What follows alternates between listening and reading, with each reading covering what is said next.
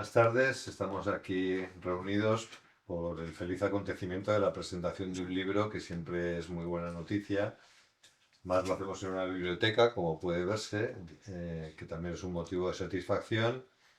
Y gracias a la gentileza de FIDE, que nos acoge una vez más en sus instalaciones o en las instalaciones de la Fundación, con lo cual es un triple placer y para mí un honor tener la oportunidad de presentar este libro que ha escrito Susana del Río, de la que hablaré dentro de un momento, y que lleva por título, y lo enseño a la cámara, 12 mujeres europeas construyendo la Unión Europea. Es verdad que, como veremos en estas 12 mujeres, aunque la realidad, como explicaré, es que el libro habla de más mujeres que estas 12 mujeres algunas son coetáneas a la Unión Europea, otras son muy anteriores a la Unión Europea, pero de alguna manera contribuyeron a forjar lo que es Europa con su historia, con sus valores, con su cultura, etcétera, etcétera, y en la que tanto pensamos en estos días, no tanto respecto de su pasado, sino en lo que debe ser, ¿no? O sea que yo creo que como digo, siempre es un feliz acontecimiento la presentación de un libro y de un libro tan estupendo como este en particular, pero creo que además este libro hace una tarea de justicia, ¿no? Que es eh, darle protagonismo a una serie de mujeres que en algunos casos sí lo tuvieron en su momento, pero en otros muchos casos, y yo confieso que alguna de ellas para mí era una desconocida, pues no tuvieron el reconocimiento que se merecieron, ¿no? Cosa que con carácter general se puede decir de muchísimas mujeres a lo largo de la historia, ¿no? O sea, las mujeres a lo largo de la historia han sido muchas veces desconocidas o ha sido muy poco conocida la relevancia de la labor que estaban haciendo, ¿no? Tiene una hermosa cita Susana en la introducción de su libro de Virginia Woolf que dice que la mayor parte de la historia Anónimo era una mujer. Y esto es cierto, es real, ¿no? Y cuando no era anónimo, lo que hacía era esconderse detrás de la figura de un hombre, ¿no? Porque yo he escrito en otras cosas que hubo un tiempo en la historia lamentable en la que la ambición de las mujeres se tenía que expresar a través de los hombres, ¿no? Y los hombres eran instrumentos, en contra de lo que parecía, de ambiciones y de aspiraciones y de capacidades, por supuesto, también de mujeres de gran valía, ¿no? Pues de todo eso vamos a hablar un poco a lo largo de esta tarde, ¿no? Entonces, yo me voy a permitir, a modo de introducción muy breve, y casi es la única que voy a hacer, es repasar las mujeres de las que vamos a hablar y dar una mínima nota característica, en buena parte tomada de la propia Susana, sobre cada una de ellas para que sepan de quién estamos hablando, ¿no? Entonces, en esta lista de 12 mujeres a las que hay que añadir alguna más, la primera es Isabel de Portugal. Se dice de ella que es política, era portuguesa, sobre todo es conocida por ser la esposa del emperador Carlos, que estuvo muy enamorado de ella, cosa que también es un rasgo distintivo y que tuvo una enorme valía como consejera, como asesora y como mujer a la que en muchas ocasiones el emperador Carlos la dejó encargada de asuntos muy relevantes, demostrando la enorme capacidad que tenía, ¿no? Berta von Suttner, checa, activista por la paz y que fue Premio Nobel de la Paz. Madame Curie, conocida por todos, Nobel en dos ocasiones, Premio Nobel en dos ocasiones, en primer lugar de física, en segundo lugar de química y obviamente pues científica, ¿no? Louise Weiss, francesa, periodista, activista, también una figura muy conocida. Hannah Arendt, más conocida todavía. Hay una larga lista de adjetivos que le dedica a Susana. Yo lo resumiría en pensadora, pero efectivamente activista, filósofa y casi, casi diría yo resistente, ¿no? Porque tiene una vida tan azarosa como la tuvo ella y que realmente salvó la vida casi milagrosamente, pues es verdaderamente una proeza, ¿no? Otro personaje muy conocido, no podía faltar en esta lista, no sé si lo de construir la Unión Europea le aplica bien, pero Margaret Thatcher, Reino Unido, obviamente político de gran talla. Simone Veil, que fue francesa, política, fue presidenta del Parlamento Europeo, como también lo fue un poco más adelante Nicole Fontaine, de la que luego hablaremos.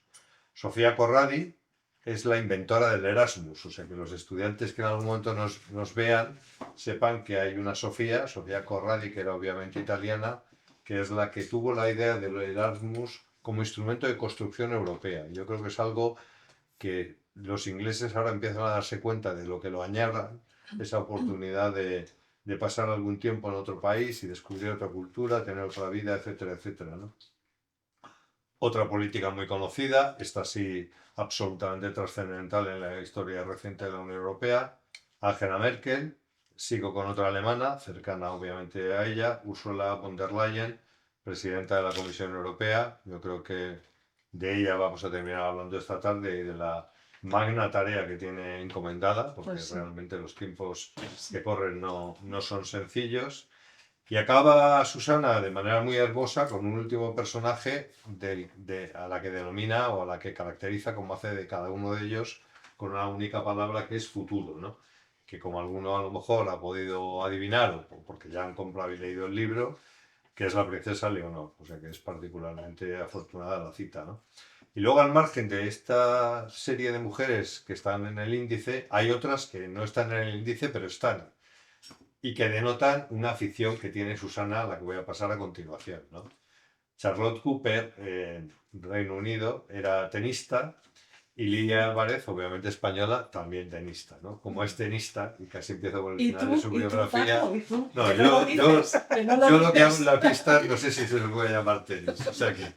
Pero ella que sí, que ha ganado algún torneo de tenis relevante y que sigue fiel a la afición, casi empiezo por esa nota, que es casi anécdota, para hablar de Susana, ¿no? Porque tengo aquí una larga lista de méritos que haría que dentro de unos cuantos años quien la suceda la tarea de recorrer la historia de las mujeres europeas a lo mejor se plantea introducirla en la lista, ¿no? Pues Susana es licenciada en Geografía e Historia por la Universidad Autónoma de Madrid, es doctora cum laude en Ciencias Políticas y Sociología por la Universidad del País Vasco, premio extraordinario de doctorado en Ciencias Sociales y Jurídicas, es miembro del Comité de Expertos Independientes de la Comisión Europea y miembro del Club de Roma. Me salto algunas cosas y perdona, no me puedo saltar consejera académica de FIDE, eso no puede faltar, autora de 4 libros sobre política europea, columnista en El Correo, embajadora de la paz por la Asociación de Mujeres, por la Paz Mundial, quién sabe si aspirante al Premio Nobel de la Paz también. Y como decía antes, campeona infantil de tenis de Madrid y semifinalista del Campeonato de España Manuel Alonso. Todos los que hemos jugado al Manuel Alonso y nos han mandado a casa sin salir de la provincia, sabemos lo que es llegar a ser campeón del Manuel Alonso a nivel nacional, ¿no? Pues esta es Susana, que es la escritora de este libro, con la que vamos a pasar un rato de agradable charla, que empezará con alguna pregunta que le quiero hacer yo, pero seguirá, espero, con las que le queráis hacer todos vosotros y sobre todo vosotras. No me gusta mucho hacer la distinción, pero en este caso creo que procede, ¿no? Bueno, y la primera es, Susana, buenas tardes, es de dónde surge la idea y cómo se forja la idea de hacer este libro, ¿no? Gracias, Paco. Bueno, en primer lugar, dar las gracias, Cristina, Victoria, por supuesto Álvaro, a todo el equipo de FIDE, al doctor Álvaro, muchísimas gracias a la editorial y bueno, y a vosotros, ¿no?, que estáis aquí, muchísimas gracias. Y luego pues a Jorge Padilla, que aunque no haya podido venir, pues estar aquí, Paco, está presente, muy presente, porque claro, con sus 7.000 libros aquí, un honor tener aquí mi libro y bueno, y es una maravilla. Tendrás que donar uno para la biblioteca. Por supuesto. Y luego con estas vigas de hierro, con esta construcción, ¿verdad?, de ir uniendo piezas, de que se pueda ver todo desde todos los sitios, con estas estanterías de madera. Muchas gracias, Loreto, por habernos enseñado la Fundación Jorge Padilla Blanco. Y gracias a ti, Paco, por esta conversación, porque tengo que decir que, claro, yo tuve el honor de compartir con Paco Uría una de las presentaciones de su libro, que lo recomiendo a todo el mundo, La pequeña librería de Stefan Zweig. Luego tuve también el honor de asistir a la presentación en FNAC, en Bilbao, de Julio César, El arte y la política, extraordinario también, y de hecho están los dos en la bibliografía de 12 mujeres europeas. ¿De dónde surge la idea? Pues la verdad, no quiero ser cursi, pero fue algo muy bonito, fue muy bonito, porque yo estaba en la cumbre europea de Granada, bajo presidencia española del Consejo de la Unión Europea, y como siempre subí a la Alhambra andando. Y estaba allí porque me habían invitado a dar una conferencia. Entonces lo cuento en la apertura del libro, que preferí llamar apertura a introducción, y bueno, pues subí andando y claro, había unas medidas de seguridad extraordinarias, porque claro, iban a estar allí todos los jefes de Estado y de Gobierno, y tuve la suerte de que me dejaron entrar. O sea, yo dije que estaba invitada a impartir una conferencia sobre la Cumbre Europea de Granada y me dejaron entrar. Entonces, claro, vi la Alhambra de nuevo, una vez más, sin nada. ¿Y dónde fui? Al primer sitio que fui, pues al Palacio de Carlos V. Claro, para mí, pues es espectacular todo, pero ver el palacio allí insertado en la Alhambra, entrar, que por cierto luego tuve la oportunidad de volver a entrar en la presentación del libro en Granada, entrar en el patio circular entre las columnas sola, pues es que era algo que me emocionó, porque siempre me emociona la historia de Carlos V, y de hecho yo voy mucho a Yuste, invitada por la Fundación Academia Europea Iberoamericana Yuste, y voy a los premios europeos que entrega el rey, el premio europeo Carlos V, y bueno, y le entregué el libro al rey este año, el 14 de junio allí, y Casa Real ya lo sabía, y bueno, fue un momento muy bonito porque aunque ya había tenido el honor de saludarle en otras ocasiones, pero claro, entregarle el libro y él sabiendo que el capítulo 12 se lo dedico a su hija y como muy bien ha dicho Paco, la princesa Leonor, y la uno, la ensamblo a la palabra futuro, pues fue muy especial.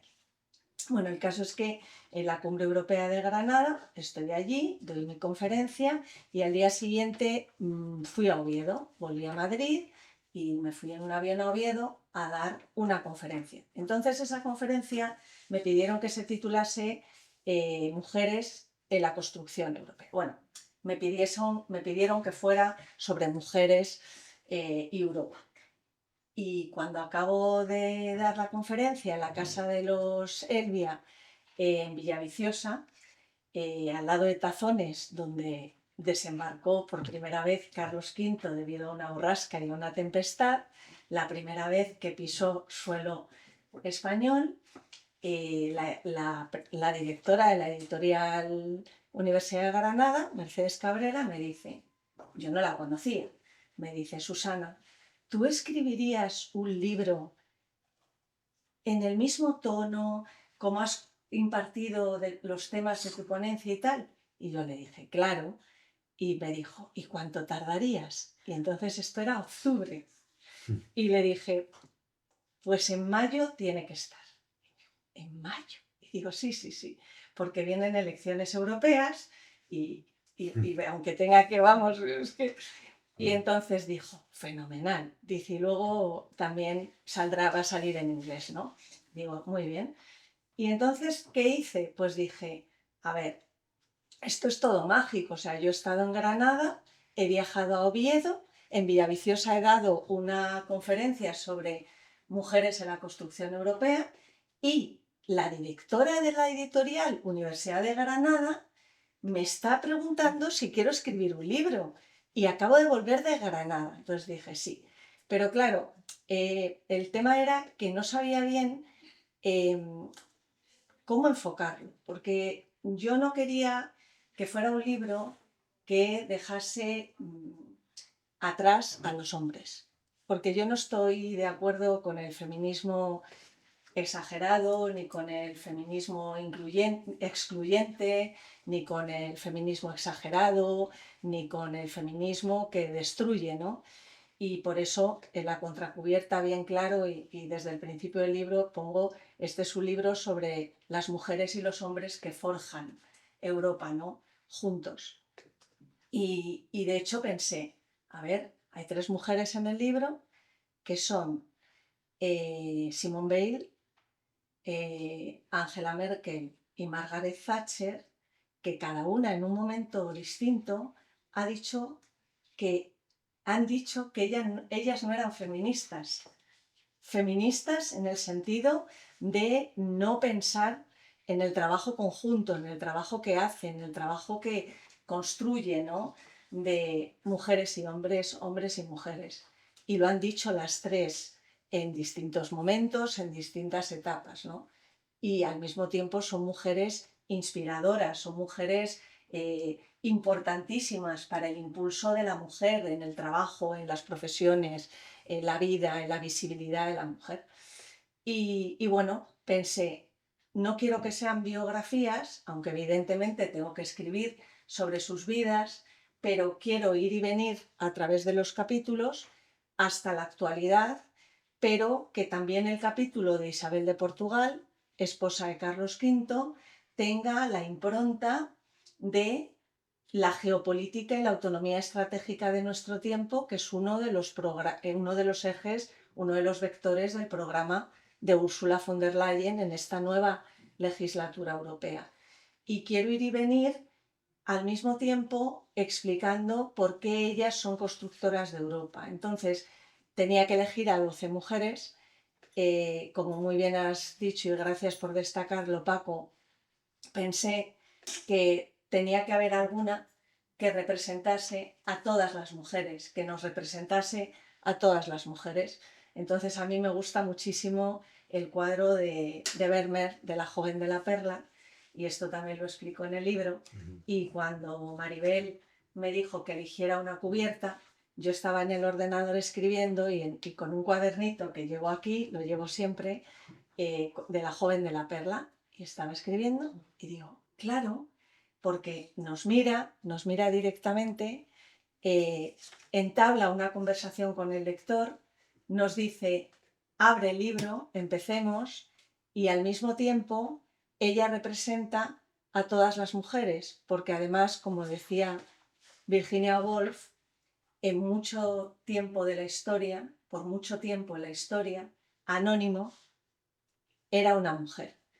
Y bueno, y ahí surgió la idea. Entonces le tenía que dar a cada mujer algo desde el principio para intentar que el lector viera que había mucho de mí en el libro y que había un intento de ensamblar los capítulos de la actualidad, de cómo se teje la historia, pero al mismo tiempo de que desde el principio de cada capítulo hubiese algo, intentar que hubiese algo especial.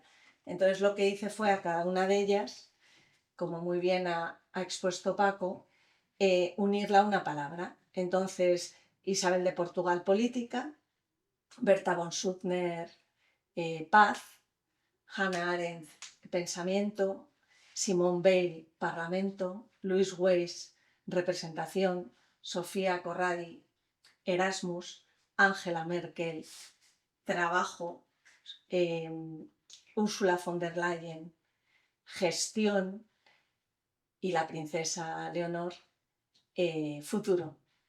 Para empezar además por una reina, una emperatriz, y terminar con una princesa que será reina. Y bueno, así surgió la idea. Y te has soltado a Margaret Thatcher. Y a Margaret Thatcher, gobierno. Y además tienes razón.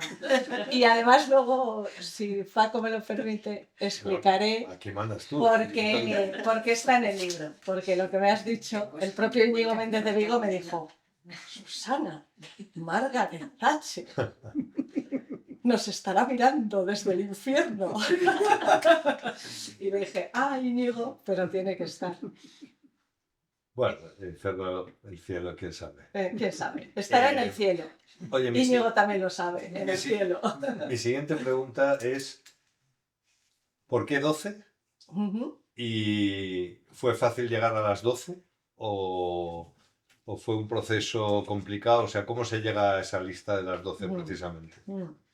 12, porque tenía que buscar un número y porque el número de estrellas de la bandera de la Unión Europea son 12 estrellas. Entonces era una forma tal. Y cuando estaba pensando en títulos, de hecho, le comenté a mi madre, digo, 12 mujeres europeas.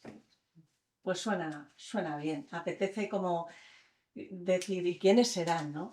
Y respecto a cómo las elegí y si fue fácil, había varias que fue súper directo. Victoria también lo sabe, o sea, hubo varias que era directo, por ejemplo, Isabel de Portugal, Simone Weil, la princesa Leonor, Ursula von der Leyen, Angela Merkel, Sofía Corradi, que además tengo la suerte de conocerla, eh, Madame Curie, que no la he dicho antes, con la palabra descubrimiento, pero es verdad que, por ejemplo, Berta von Suttner eh, la incluí después porque para mí tampoco era muy conocida.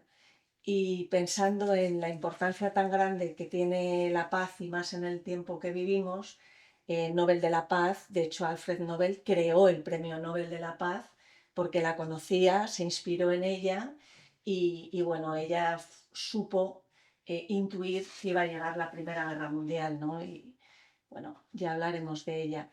Pero sí, no voy a decir con... Hubo dos que se fueron. Paco, hubo dos que estaban y se fueron. Ah, sí. Bueno, eso entronca con lo siguiente que te iba a preguntar, que es, una vez que terminas el libro, se entrega en la editorial, tiene el visto Sí, bueno de tu madre, que eso bien sabemos que es muy importante. sí. ¿Hay algún momento en que tú dices, debería haber incluido a... o no? Pues, a ver, además de las mujeres que están incluidas en el libro, pues por ejemplo, en el capítulo de Madame Curie, de Marie Curie, está incluida Margarita Salas. Las dos tenistas que has comentado, pues Charlotte Cooper en el de Margaret Thatcher, donde digo que Margaret Thatcher el drive lo sabía, se sabía colocar al menos porque la vi en una foto, aparte claro, ella iba a Wimbledon. Era más legendario su revés. Sí, pero al revés, de revés nunca la he visto. Pero bueno, eso lo escribo. Y luego Lili Álvarez, que está en el capítulo de Sofía Corradi, pues porque en el programa Erasmus ya sabéis que las tres patas, digamos, del programa Erasmus son eh, educación, formación y juventud. Y hay un momento dado en el que se incluye deporte como un catalizador para realmente, pues bueno, pues hacer realmente fortalecer el compromiso y la identidad europea. Y entonces incluía a Lili Álvarez. Y luego hay mujeres, pues que Mariana Pineda, por ejemplo, dije, la tengo que incluir y más el libro siendo un libro publicado por la editorial Universidad de Granada.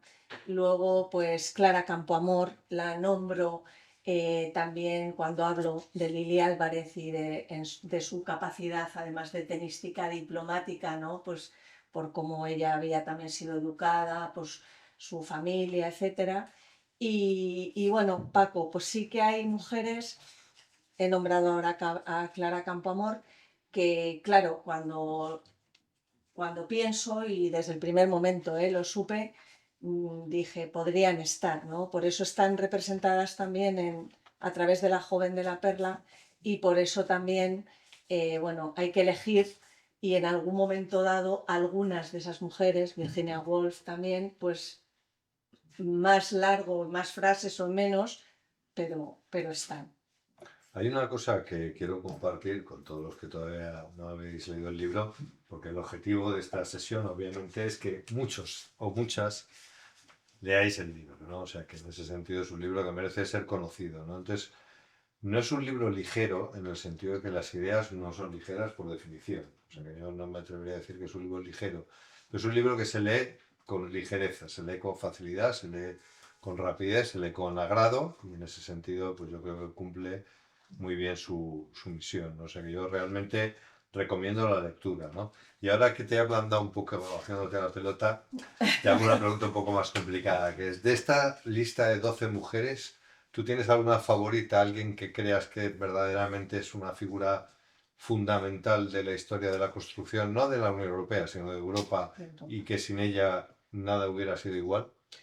Sí, y antes digo que muchas gracias por decir no de la Unión Europea, que también, sino de Europa, porque claro, son 12 mujeres europeas. Es diferente hablar de Europa y del continente europeo, y luego comentaré un tema que yo creo que es muy importante respecto a la cumbre de Granada y a lo que representa.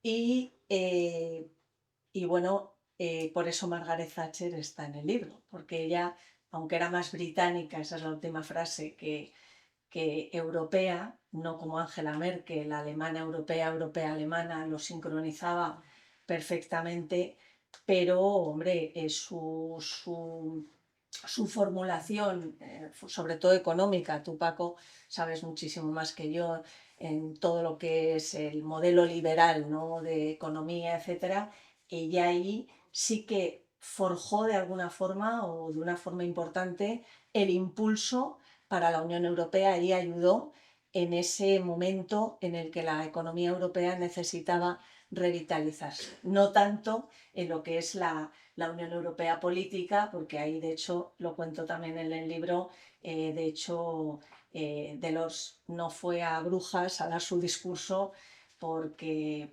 bueno, le pareció terrible por dónde iba el camino, ¿no?, de la concepción sobre la Unión Europea que tenía Margaret Thatcher, y de hecho no estaba a favor de ese modelo que expuso muy bien Delors, que era pues el Parlamento Europeo como cámara legislativa, la Comisión Europea como órgano ejecutivo, el gobierno de la Unión Europea y el Consejo Europeo como el Senado de la Unión Europea, ¿no?, los 27 Estados miembros. Bueno, ni qué decir el tema del Brexit. Yo creo que Margaret Thatcher no habría estado a favor del Brexit ni habría hecho el órdago que hizo Cameron, creo. Porque era poco práctico. Porque era exacto, ella era muy pragmática. Y bueno, lo que sí pienso todo el tiempo en relación al libro de Europa, cuál es mi mujer preferida del libro, pues es que la verdad es que es Isabel de Portugal. Mi mujer preferida del libro es Isabel de Portugal. Y luego, pues bueno, me gusta mucho ese círculo con el que termino, ¿no? Soy monárquica, con la princesa Leonor y su palabra futuro. A todas las admiro, por eso he escrito sobre todas ellas. Me gusta muchísimo escribir sobre Ursula von der Leyen por la actualidad y por lo que significa, ¿no?, en la proyección geoestratégica de la Unión Europea, un tiempo muy, muy relevante. Me gusta mucho escribir sobre Sofía Corradi porque tuve el honor de conocerla en el Premio Europeo Carlos V, en Juste, cenar con ella y sus nietos y su hija. Y me gustan, bueno, Simone Weil, qué decir de Simone Weil, de Madame Curie, pero mi mujer preferida del libro es Isabel de Portugal, porque yo quería dar luz a su parte, a su faceta política, real, porque Carlos V, como muy bien has dicho Paco, estaba muy enamorado de ella. Carlos V en sus viajes, que eran meses, años, ¿no?, sabía delegar y creía en ella, confiaba en ella para delegar como gobernanta, ¿no?, como gobernadora de sus territorios. La frase, a cada una de ellas elijo una cita al principio, además de la palabra, y la cita de ella es como le pide a él que por favor haya una tregua en todo lo que es la conquista de ultramar, ¿no?, el Atlántico, todo. ¿Por qué? Porque no quiere que se derrame sangre, ¿no? Y luego me parecen preciosas anécdotas como que Carlos V llevó el clavel desde Persia a Granada, a la Alhambra. El clavel no se conocía en España y llevó claveles rojos y los plantó por la Alhambra porque le pareció una flor muy, muy bonita para Isabel de Portugal. Y luego también me parece importante porque ella arranca ese perfil político. Yo creo mucho en la política, en los políticos, parece increíble decirlo, también creo en los que trabajan de verdad, aunque ahora se nos está poniendo el tema bastante difícil, pero a mí me encanta la política, me gusta muchísimo analizar la política. Creo que sin política, tú lo decías en tu presentación en Bilbao, hablando del arte de la política, Julio César, que claro, es que la política es que está en todo. O sea, al final la política es decisiones, método de toma de decisión, etcétera. Lo que hace falta, en mi opinión, es que haya mayor permeabilidad entre el mundo, el sector bancario, empresarial, industrial, académico, intelectual y el político. Y yo creo que ella sabía en ese sentido también rodearse de personas, leer, estar al día de todo, pero al mismo tiempo también, bueno, pues como la lluvia fina, ¿no? Irse calando poco a poco de filosofía, también del propio cartógrafo del emperador Carlos V, de la astronomía. Era una mujer muy completa y en su capacidad política, la geopolítica y el despertar geopolítico actual de la Unión Europea realmente tienen una raíz, en mi opinión, muy grande en esa visión geoestratégica, geopolítica, tanto del emperador Carlos V como de Isabel de Portugal. Oye, por aligerar un poco la conversación, estaba yo Perdón. pensando. No, no, no, perdón para nada, es muy interesante. Pero estaba yo pensando, el hecho de escribir sobre Sofía Corradi a lo mejor te debería permitir que te dieran un Erasmus extraordinario. ¿Eh? Porque yo de hecho tengo una idea que Estoy es, un poco hombre, mayor, esto de los pero bueno. Erasmus para los que lo hemos conocido ya de muy mayores, yo la verdad es que me gustaría que hubiera uno para jubilados, que uno pudiera aspirar en un Estaría futuro. fenomenal, la verdad. Porque yo la verdad es que esto del Erasmus, la verdad es que lo envidio, ¿no? Lo Bueno, envidio mucho la posibilidad, ¿no?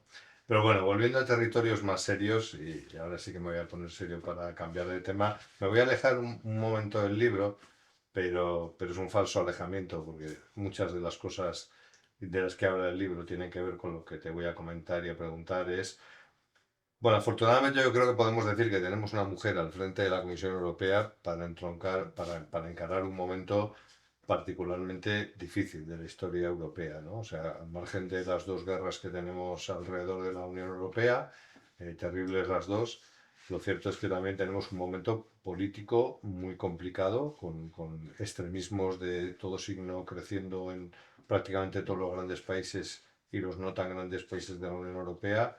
Realmente se hace difícil pensar en que vaya a haber los consensos políticos entre las instituciones y dentro de las instituciones europeas que permitieron avanzar en otros momentos. O sea que la verdad es que da un poco de prevención pensar en lo que puede pasar en esta legislatura, pero la realidad es que Ursula von der Leyen parece encarar el futuro con confianza o por lo menos con determinación, ¿no? Eso yo, desde luego, esa sensación tengo. Creo que la publicación del informe Draghi hace unos días es una auténtica declaración de intenciones Ujú. y en ese sentido, pues te quería preguntar, tú que la has conocido mejor y has estudiado sobre ella y conoces en general muy bien la actualidad y las corrientes europeas, etcétera, ¿qué sensación tienes de esta legislatura que empezamos ahora? Bueno, yo la sensación que tengo es que efectivamente es una legislatura muy complicada, da vértigo. Al mismo tiempo es una legislatura bueno, que proclama, ¿no? Gestión, realismo, altura de miras, transversalidad política, objetivos, responsabilidad compartida, que eso es la Unión Europea, búsqueda de consenso, que eso es la Unión Europea, paz por la guerra en Ucrania, la guerra en Gaza. Y bueno, tanto en los capítulos de Ursula von der Leyen y de la princesa Leonor, como en el de la princesa Leonor, también lo que hago es bueno, pues entrar, ¿no? En esos temas de actualidad. ¿Por qué? Porque a mí me parece que Ursula von der Leyen, que llega a la Comisión Europea eh, de una forma, vamos a decir, un poco accidentada. ¿Por qué? Pues porque hay una figura que es la figura, el modelo de los Spitzenkandidaten, que es que el candidato del grupo parlamentario mayoritario, el que gana las elecciones, su candidato principal, su Spitzenkandidat, es el que luego va a ser el presidente de la Comisión Europea. Esto se garantizó, se salvaguardó, se respetó, que es la palabra, con Juncker, pero no fue así con Manfred Weber en las elecciones de 2019. ¿Por qué? Pues porque los tratados de la Unión Europea, en el tratado lo que se enuncia es que el Consejo Europeo escuchará o pondrá atención sobre estos candidatos, fundamentalmente sobre el elegido por el grupo parlamentario mayoritario que gana las elecciones, pero no es obligatorio. Entonces, claro, en ese momento se produce en el Parlamento Europeo, también aludiendo un poco a la legitimidad democrática de la UE, al voto del ciudadano que ha creído que votando indirectamente elige al presidente del gobierno europeo, se produce un poco pues se zarandea un poco, sobre todo a nivel interinstitucional, a la Unión Europea. Y bueno, Macron, también lo cuento, Macron, Ursula von der Leyen era ministra de Defensa en Alemania, estaba protegida por Angela Merkel y bueno, en un viaje, en una reunión, Macron le gustaron mucho la capacidad de gestión, la soltura, la agilidad de Ursula von der Leyen y también le gustó que hablaba muy bien francés. Y bueno, y la propuso al Consejo Europeo. ¿Qué pasó? Que claro, en el Consejo Europeo estaba Angela Merkel en toda esa etapa. Entonces, Ursula von der Leyen fue la elegida y yo debo decir que qué bien que fuese la elegida. A mí me parece una persona, puede equivocarse a veces, no equivocarse. Hoy mismo hay un gran revuelo con el tema de la propuesta de Meloni sobre el tema del pacto de migración y Albania, etcétera, pero es una mujer que ha lidiado con la pandemia, que ha elevado al gobierno europeo, ojalá eso siga siendo así, en los consejos europeos a la Comisión Europea, no como un intermediario entre los jefes de Estado y de Gobierno, sino como gobierno europeo. Y luego tiene un programa muy claro. En primer lugar, tú lo has nombrado, pidió a Enrico Letta su informe sobre más allá del mercado único europeo. Luego ha salido hace 10 días el informe sobre competitividad y el futuro de Europa de Mario Draghi.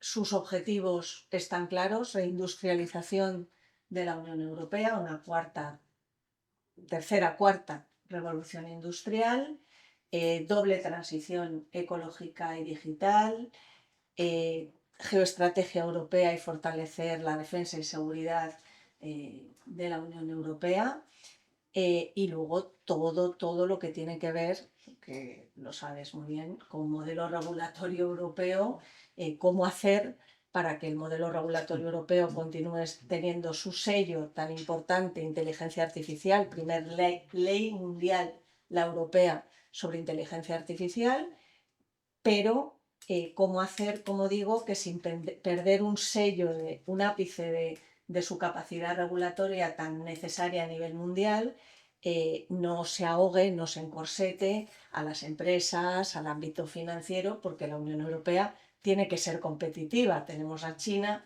tenemos a Estados Unidos, tenemos a otros modelos emergentes como India, y bueno, yo veo que tenemos estos retos. Veo que es una legislatura difícil, también apasionante para los que nos gusta analizar la política, y veo también que la Unión Europea, en su despertar geopolítico, pues sinceramente está siendo capaz de mirarse ante el espejo y de decir: no soy competitiva, no tengo una transición ecológica y digital, las dos, la conquista, la doble, asegurada como modelo. No tengo un ejército europeo, dependo de la OTAN, que está muy bien, somos complementarios, pero tenemos también que tener el nuestro. Tenemos la guerra en Ucrania y y tenemos que despegar en ese sentido. Y yo veo, y el Pacto de Migración Europeo, que es otra de las grandes asignaturas pendientes, enorme. Entonces, yo espero que el entrenamiento durante la pandemia y el entrenamiento en el despliegue de los fondos de recuperación europeos Next Generation EU, pues conlleven, como dicen tanto Letta como Draghi en sus respectivos informes, conlleven también el buscar esos instrumentos o ese instrumento inspirado en los propios fondos de recuperación para que la Unión Europea tenga también esa capacidad de deuda conjunta, de inversión conjunta y de responsabilidad financiera conjunta. Ya el tema fiscal, ahí no entro, no es lo mío, pero ya lo de un pacto fiscal europeo está más complicado. No es fácil, pero bueno, yo querría hacerte una última pregunta a la espera de que el público que nos acompaña pueda hacerte alguna también. Yo quería volver sobre un tema que tú has mencionado y que está efectivamente en la contraportada del libro, pero está en todo el libro en general, porque tú recuerdas, por ejemplo, esa fotografía constitutiva de la Comisión Económica Europea en aquel momento en el que solo hay hombres, como ha cambiado la fotografía afortunadamente, pero hay un tema que yo creo que es interesante, ¿no? Que es el de la relación de los hombres y las mujeres, el papel que se debe desempeñar, etcétera. Y hay una historia aquí que a mí me ha fascinado siempre, ¿no? Y además lo voy a poner en relación con un episodio que todos tendremos en la cabeza de Ursula von der Leyen, ¿no? Que es que cuando ella está al comienzo de su mandato, hace algunos viajes internacionales y hay alguna escena lamentable, en la cual pues se le niega hasta la silla, ¿no? Literalmente, ¿no? Sí, sí. Y en ese momento su acompañante institucional del momento acepta con aparente total satisfacción la situación, ¿no? Y ahí lo dejo porque estará la imagen en la retina de todos, ¿no? Y en cambio me vuelvo al ejemplo de Pierre Curie, ¿no? A Pierre Curie, que era un hombre seguramente mucho menos brillante que su mujer, seguramente la genio de la casa probablemente era ella, sin perjuicio de que él fuera un hombre extraordinario igualmente, pero hay un momento en que a él le ofrecen el premio Nobel de Física. Enorme honor, etcétera. Todos podemos imaginar lo que eso significa.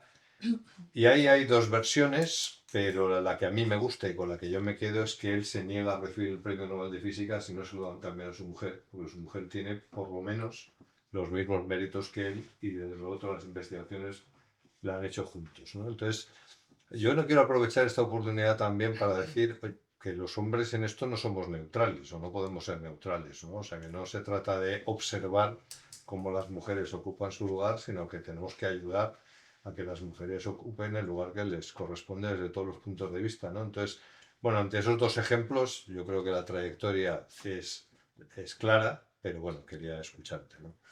Bueno, el episodio con Charles Michel, que era el presidente del Consejo Europeo, cuando en el viaje efectivamente se sientan y le dejan sin silla. Es que no, a Ursula von der Leyen fue terrible. O sea, esa foto. Tengo que decir, perdón, que Sí. uno con una formación muy tradicional no entiende cómo uno se puede sentar si hay una señora que se queda de pie, Fue al margen increíble, de ninguna fue otra increíble, consideración fue política. increíble. Eso fue increíble.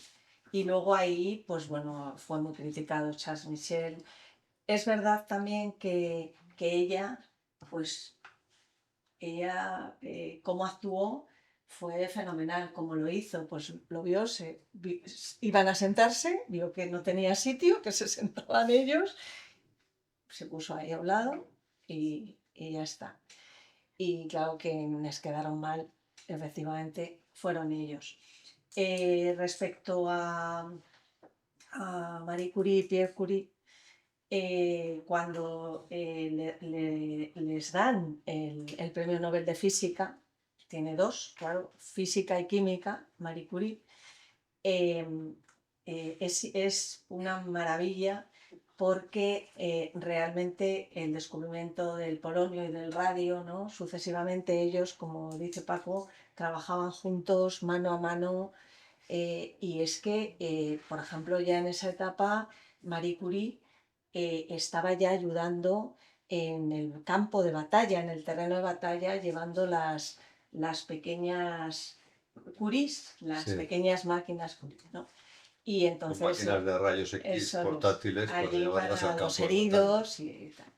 Y luego ella había estudiado en la Universidad Voladora, en la Universidad Volante, porque, claro, en aquella etapa, no sé, el régimen ruso no permitía estudiar a las mujeres, estaban perseguidos profesores, mujeres, y entonces la universidad iba cambiando de localización, le conoce luego a él, su hija Irene también es una gran científica y bueno, pues ¿qué me parece? Que van de la mano, que reciben el premio Nobel de Física, que ella realmente, bueno, pues en honor a su tierra, ¿no? A su país, pues llaman Polonio, al Polonio, y me parece estupendo, pues porque ella es capaz de trabajar con él, de darle luz a él, pues en París, en donde están enterrados los dos, en todo, y al mismo,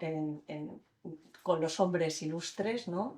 En París, y al mismo tiempo él, pues es, a ver, aparte del amor que tuviese a Marie Curie, es que es un reconocimiento enorme, decir, pues el premio Nobel es de los dos. De hecho, es la única mujer que tiene 2 premios Nobel y es hasta ahora. hasta ahora, y es la primera mujer que recibe un premio Nobel, porque Berta von Suttner lo recibe de la Paz, el premio Nobel de la Paz, justo después. Es verdad, es verdad. No, la verdad es que mientras estabas hablando, recordaba que la vida de Marie Curie es una lucha constante a lo largo de toda su vida, porque de hecho cuando muere su marido y queda vacante la plaza del marido, porque claro, ella Sí. trabaja porque el marido es el que ocupa, porque como era el varón, es el que ocupa la posición formal, ¿no? Cuando muere el marido, hay dudas de si ella va a ocupar o no el lugar. Sí, O sea, sí, es sí. que realmente, Así claro, ella al final tiene que imponerse porque era evidente que solo podía ser ella, ¿no? Así Pero bueno, hace falta o han hecho falta estas mujeres precursoras y luchadoras que han abierto el camino a las demás, ¿no? Afortunadamente. Por aquello de que yo siempre digo lo que debo decir es muchísimas gracias, Susana. A He ti. disfrutado mucho con tu libro, con la conversación que hemos tenido. Muchísimas gracias a todos y sobre todo a todas, porque más que nada, porque sois muchas más. Muchísimas gracias por venir esta noche, también gracias a vosotros, evidentemente. Y animaros de verdad otra vez a que leáis el libro y a estas horas ya no me queda más que daros a todos muy buenas noches y a Fide muchas gracias una vez más por acogernos. Lo Gracias. mismo, gracias a todos y muchas a Álvaro, que está siempre ahí trabajando a tope.